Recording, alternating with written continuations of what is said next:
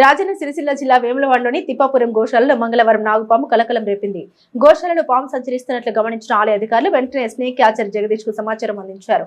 ఘటనా స్థలానికి చేరుకున్న జగదీష్ దాదాపు 2 గంటల పాటు శ్రమించి కోడి నాగుపామును సురక్షితంగా పట్టుకుని అక్కడి నుండి తరలించారు. దీంతో ఆలయ అధికారులు గోశాల సిబ్బంది ఊపిరి పీల్చుకున్నారు. ఎలాంటి ప్రమాదం జరగకపోవడంతో అందరూ ఉపశమనం వ్యక్తం చేశారు.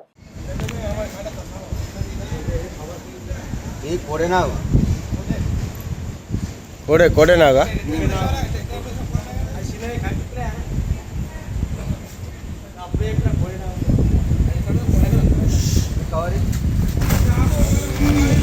లేదు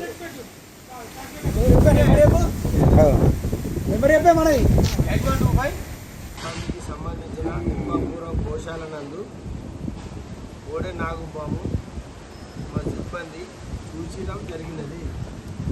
వారి గడ్డి వాముల నుండి మూరిలకు తెచ్చి ఆ మూరినందు మడ్డగిట్ట ఉన్నదని పరిశీలించి జగదీశులు అయినది వారిని విలువగా సూపరింటెండెంట్ గారు మీ ఏవో గారు చెప్తేనే వస్తుందా అని చెప్తున్నారు. నేను మా ఏవో గారులకు ఇద్దరికి చెప్పి ఉంటే జగదీశ్ వచ్చి ఈ పామును పట్టడం జరిగినది.